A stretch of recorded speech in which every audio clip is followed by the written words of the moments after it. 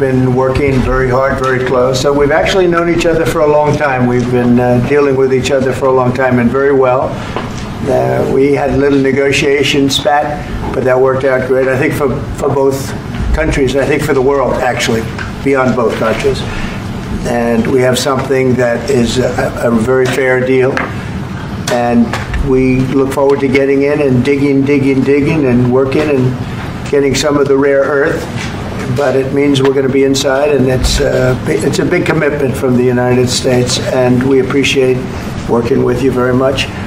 And we will continue to do that. We have had some very good discussions with Russia. I spoke with President Putin, and we're going to try and bring this to a close. It's something that you want and that he wants. We have to negotiate a deal, but we've started the confines of a deal, and I think something can happen.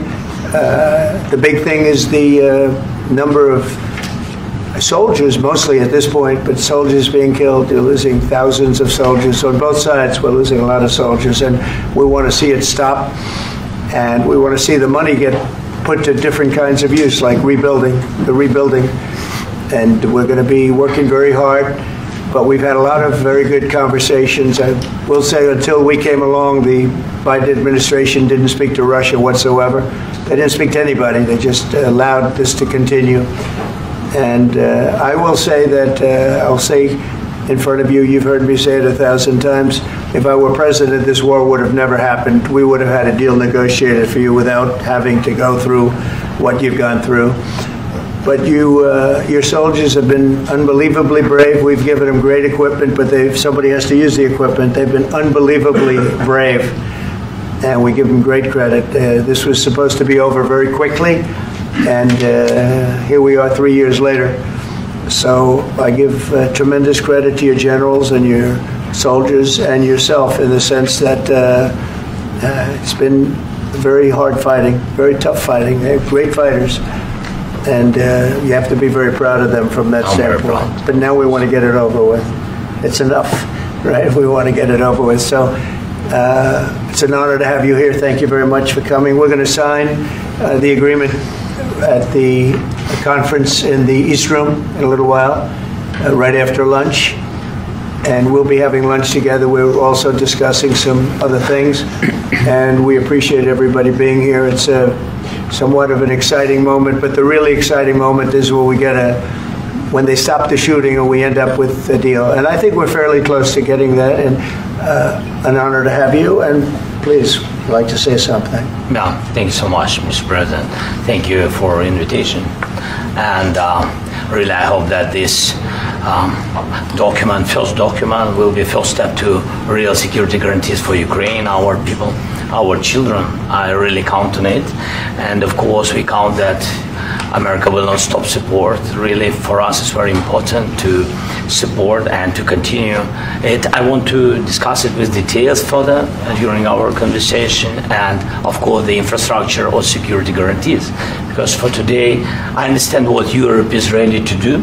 And of course, I want to discuss with you what the United States will be ready to do. And I really count on your strong position to stop Putin. And you said that enough with the war. I think that is very important, Vin, to say these words to Putin at the very beginning of war, because he is a killer and terrorist. But I hope that together we can stop him. But for us, it's very important to, to save our country, our values, our freedom, democracy, and of course, no compromises with the killer about our territories, but it will be later.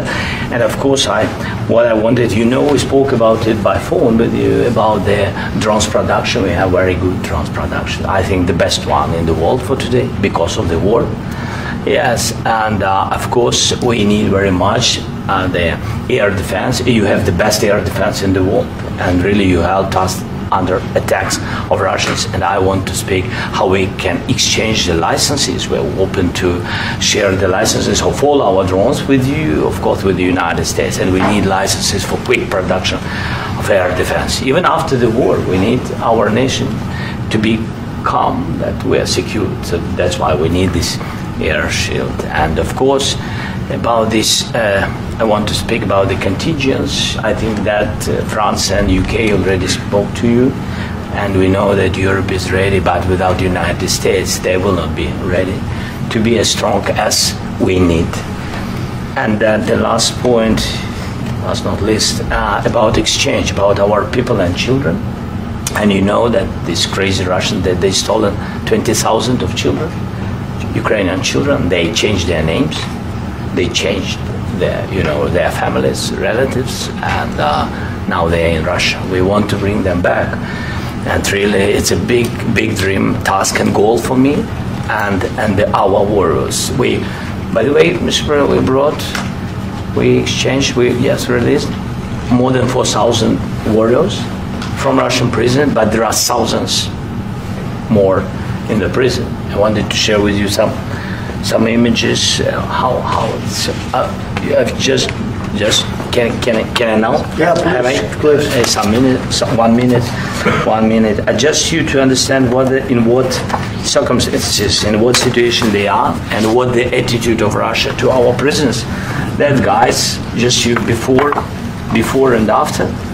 And you see before and after, just you to understand. Now thousands of such guys, ladies and men, there, and that, so they don't eat, they beat them, and they do a lot of bad things. So out of, even during the war, there are rules. Everybody knows there are rules during the war. So these guys, they don't have any rules. You see that 50, 60 kilograms left, and a lot of such things. And I didn't want to show you what the changes with images of children, because I will just share with you. And I mean, it's looking tragic. Yeah, that's tough stuff. I wanted very much to give you, and you see. Yeah. This is pastor, by the way. They stolen pastors because it's not Russian church. They stolen pastors and moved pastors to the prison. We, at the end of last year, we brought 3 pastors, and we could exchange them. And this is pastor, you see. Yeah, that's tough. Yeah, so I mean, this I wanted to show you, and this. So thank you very much. We want to get that ended, right? Yeah, of course. We And I think we will. And We have to, of course. do you have any questions, please? Thank you, Mr. President. With how much money is the U.S. going to put into the fund that is being created today, and how does this provide long-term security for Ukraine? Well, we don't know exactly how much, because we're going to be putting some money in a fund that we're going to get from the raw earth that we're going to be taking and sharing in terms of revenue. So it's going to be a lot of money will be made from the sale and from the use of raw earth. And as you know, our country doesn't have much raw earth. We have a lot of oil and gas, but we don't have a lot of the raw earth. And what we do have is protected by the environmentalists, but that can be unprotected. But still, it's not very much. They have among the best in the world in terms of raw earth. So we're going to be using that, using it for all of the things we do, including AI and including weapons and the military, and it's really going to very much satisfy our needs. So it's something that just worked out really well. We have a lot of oil, and we have a lot of gas, but we don't have raw earth. So this has just about every component of the raw earth that we need for computers, for all of the things we do. This puts us in great shape. And long-term security for Ukraine. I think they're going to have great luck. I think once we make the agreement, that's going to be 95% of it. They're not going to go back to fighting. I've spoken with President Putin, and I feel very strong. I've known him for a long time, and I feel very strongly that they're very serious about it. And we'll make a deal. And when the deal is made, I don't think we talk about security. Everyone's talking about the other day. All they talked about was security. I said, let me make the deal first. I have to make the deal first. I don't worry about security right now. We have to have a deal, because right now, last week, 2,000 soldiers died on both sides. 2,000, and they're losing 1,000, 2,000, 3,000 a week. So as we sit here and we talk, people are getting shot and dying on the battlefield. And, they're not American soldiers, but they're Russian soldiers and they're Ukrainian soldiers, and we want to be able to stop it. And we want to be able also to spend money on other things. We don't want to, this is a tremendous amount of money. And what the Biden administration did was terrible. They were giving money, but he had no security on the money. Europe, as you know, gave much less money, but they had security. It was in the form of a loan. They get their money back, and we didn't. And now, at least we're protected because the American taxpayer has to be protected too. But this is an incredible agreement for Ukraine because we have a big investment in their country now, and what they have, very few people have.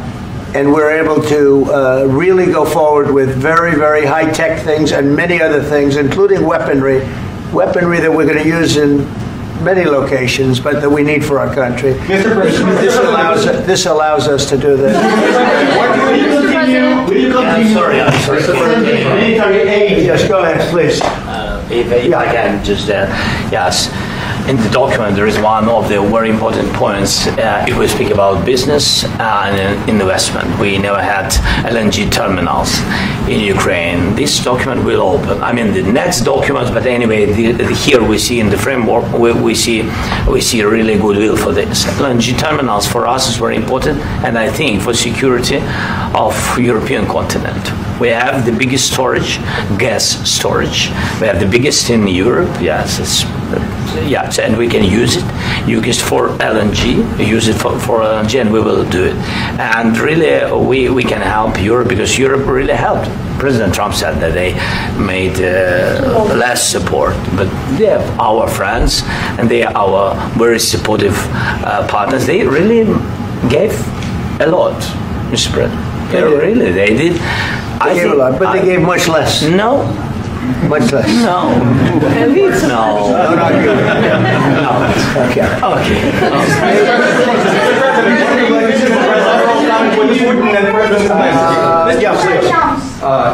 Mr. President Trump, you have repeatedly called the deal with Ukraine as a historical one. And as a President of the United States, you make historical decisions in other issues which affect America and other world. So what place in the world history do you want to take? And do you associate yourself with any famous historical figures? Yeah, I'd say George Washington, Abraham Lincoln. I would say I'm far superior to George Washington and Abraham Lincoln. Now, you know I'm only kidding, right? Because when I say that, the fake news is going to go wild. They're going to say he considers himself to be better than Washington. But you never know. You never know. I don't compare myself to anybody. I'm here to do a job. We've had a great 35 days or whatever it might be, a month, a little more than a month. We've accomplished tremendous amounts. Not only this would be a very great achievement if we could get the war stopped and get them back to normalization. I think that's going to happen. We've had very good talks on both sides, as you know. But I think we've done a very good job, just generally. If you look at all of the things we've done in 30 days, they're saying there's never been a opening for a president. The first month, there's never been a first month like we've had. And this is one of the very important things. This, to me, is one of the most important things because we have tremendous death taking place as we speak. And I don't want to have that. Think of the parents. Think of whether they're in Russia or Ukraine. Think of the parents of all these people being killed needlessly. They came to our territory. Should have never started. This would have, if I were president, this would have never started. Mr. President, will you continue sending military aid to Ukraine after the U.S. signs this agreement with Ukraine? Yeah, we're going to be continuing. President Zelensky, do you feel like the U.S. is on your side? That President Trump is on your side at this moment? What do you think? He wants to know, do you think that, sort of a stupid question. I guess we wouldn't be here if I wasn't.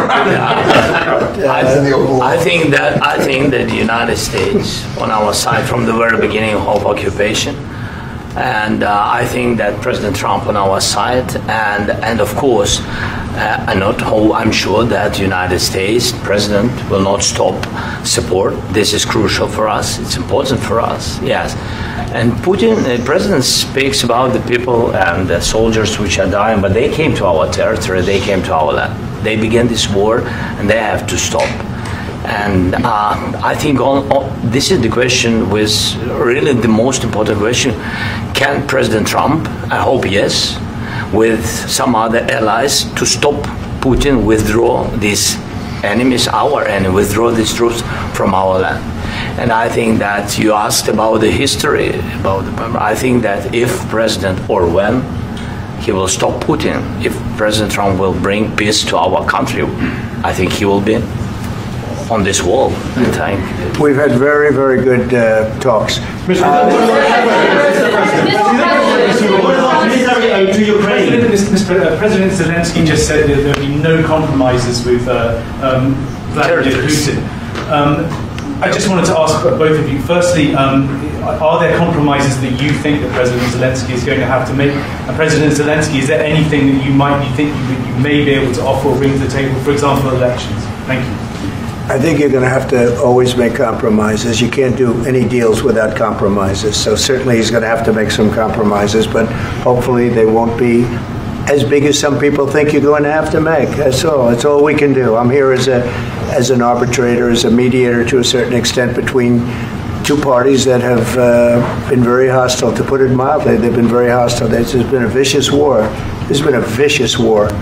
You know, it's a very level battlefield, and those bullets go out, and as I've said many times, we were talking about it with Pete, many times the only thing stopping those bullets is a human body.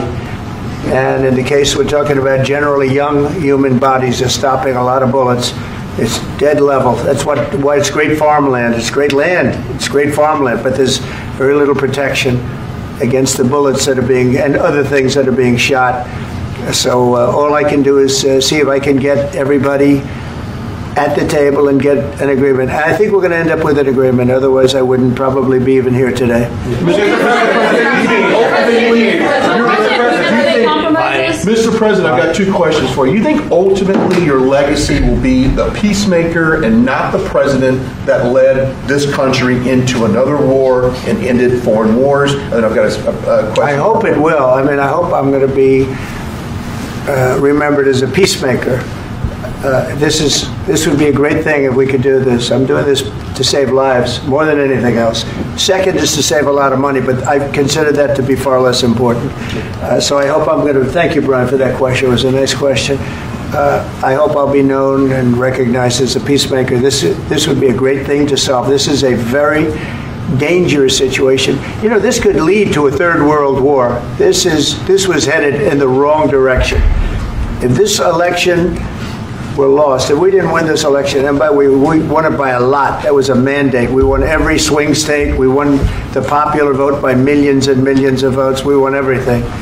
The districts, you look at the areas of red, take a look at a map. This was a big mandate, and this was one of the things I said, we're going to get this thing settled. If we didn't win, I think this could have very well ended up in a third world war, and that would not have been a good situation. What was your second question? My second question for President Zelensky. Why don't you wear a suit? Why don't you wear a suit? You're at the highest level in this country's office, and you refuse to wear a suit. Just want to see if do you own a suit? Yeah, problems. A lot of Americans have problems with you not respecting the dignity of this office. I will wear a costume after this war will finish. Okay. Yes, maybe one. Maybe something like yours. Yes. That'd be great. Maybe something better. I don't know. We will see. Maybe something cheaper than. Yeah. Thank you. Thank you. Thank you, President Trump. You said yesterday that you have. Are you going to send more arms to Ukraine in case there's no peace? Yeah, we're going to have arms to Ukraine, yeah, sure. Hopefully I won't have to send very much, because hopefully we're going to have it finished. We're looking forward to finishing this quickly. We're not looking forward to sending a lot of arms. We're looking forward to getting the war finished so we can do other things. But we very much appreciate the agreement, because we needed what they had. And we're treating, our country is now treated fairly. Biden didn't do that. He didn't know what the hell he was doing. This should have never happened. This should have never started. But, sure, the answer is yes, but hopefully we won't have to send much, because I'm looking forward to getting it done quickly, very quickly. Does that mean you'll provide security guarantees, Mr. President? I don't want to talk about security yet, because I want to get the deal done. You fall into the same trap like everybody else. A million times you say it over and over. I want to get the deal done. Security is so easy. That's about 2% of the problem. I'm not worried about security. I'm worried about getting the deal done. The security is the easy part. Security is very nice. Everybody stopped shooting. And now will Europe put people there? I know France is going to. I know the UK is going to. I know other countries are going to, and they happen to be right next door. We haven't committed, but we could conceivably. We have security in a different form. We'll have workers there digging, taking the raw earth so that we can create a lot of great product in this country. So in that sense, you have something, but we haven't determined that yet. I will say, in speaking to France and in speaking to, and they were here, as you know, last week and just the other day, they have committed to a lot of security. I don't think you're going to need much security. I think once this deal gets done, it's over. Russia's not going to want to go back, and nobody's going to want to go back. When this deal ends, I really believe this deal is going to be over. Question? Please go ahead. Go ahead. Thank you, Mr. President, thank you. You had Mr. Macron and Keir Starmer at the White House this past week, both of whom praised your courage and conviction to lead the pathway towards peace. Yes. Part of that involved, though, re-engaging Russia in diplomatic relations, something that previous leaders lacked the conviction to do so. What gave you the moral courage and conviction to step forward and lead that? Well, I love this guy. Who are you with? One American News, sir. Well, that's why I like him. One American News does a great job. I like the question. I think it's a very good question. It's a pathway to peace. It's a pathway to getting something solved. And I feel that as the head of this country, I have an obligation to do that. Plus, we're very much involved. We got involved. It's too bad we got involved, because there should have been no involvement, because there should have been no war. And there shouldn't have been October 7th. That would have never happened. As you know, Iran was broke. They had no money to give to Hezbollah. They had no money to give to Hamas. They were stone cold broke. And then under Biden, they became rich as hell. They went from no money to $300 billion in a period of 4 years. And they gave a lot of that money away, and you see what happened. And that's a real mess also that we hope to be able to solve. But no, I appreciate your question very much. I feel I have an obligation to try and do something to stop the death. If I can answer. Yes, if I can answer. Please, sorry. Please. And I do like your clothing, by the way. Yeah, really? Even though I think he's a great guy, by the way. But I don't know if you two like each other. But you know what? I think I like this guy. I think he's dressed beautiful. So I have more serious things than answer on such question. I will answer on more serious question if I can. Yeah. So please, about security guarantees. And about just ceasefire. We can't just speak about ceasefire and speak. It will not work. Just ceasefire will never work, because I'm like a president. I have this experience, and not only me. Ukraine before my presidency, from the 2014, Putin broken 25 times. 25 times he broken his own signature. 25 times he broke a ceasefire. But he never broke to me. He never broke. No, you were the president. You were the president during. He never broke to me. In 2016, you've been the president, Mr. President. You've been the president, but he had, of course, not with you, but he had during those periods. He had conversations with our side, and we had Normandy format. The France, Germany, Ukraine, and Russia, and he broken 25 times. That's why we will never accept just ceasefire. It will not work without security guarantees. Security guarantees, maybe President is right about this document and other, but this document is not enough. Strong army is enough, because his soldiers afraid, Putin's soldiers afraid of our soldiers when we're strong enough. If we are not strong enough, if we are empty, if our storage is empty, we can't defend our land. Today, He knows that we have all the world knows that we have meeting. Yes, why he's using ballistic? Putin today using ballistic on our hospitals, schools, and etc. Ballistic. So he knows that we are here and that President Trump is really have goodwill to stop this war. And you hear now the president. So why he's using? So he doesn't want to stop. He doesn't want. But I hope that we will do it. Really, we'll do it. Security. When we speak about security guarantees, when the Europeans are ready for contingents, they need USA backstop. If there will not be United States, we will not never have any contingents, strong contingents from the Europeans, because they don't want to divide alliance connection between the United States and the main and strongest ally and Europeans. And this is crucial, this is important. That's what we want to speak about very much. This is very important. And air defense. So air defense, really, we have big deficit with all these systems, and we need to provide this. We need it very much. Otherwise, Putin will never stop, and will go further and further. He doesn't want. He hates us. You know, it's not about me. He hates Ukrainians. He thinks that we are not a nation. He thinks, and he shared these thoughts. I think maybe with your team also. I don't know, but with all the Europeans, in media, officially and not, he always said that there is no such country, such nation, such language, and such life like Ukrainian. No, he really doesn't respect all the Ukrainians, and he wants to destroy us.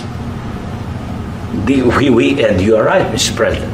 That's 2%. This document, maybe other documents, it's a very good start, very good, but it will not enough to stop this person.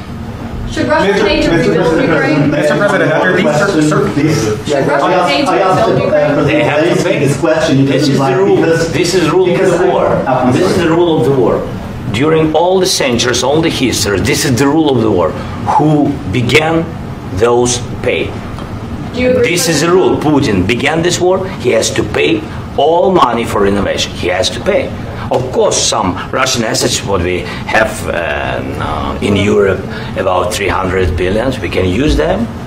We can use for innovation and buy military support from the United States also. We can do it, but it's not enough. It's not enough. under these circumstances, do you envision a trilateral summit with Putin and President Zelensky? Wait 1 second. I asked this question that you didn't like because I wanted to know if you want to position yourself in the middle between Russia and Yes. Ukraine or on the Ukraine's No, I'm in the middle. I want to solve this thing. I'm for both. I want to get it solved.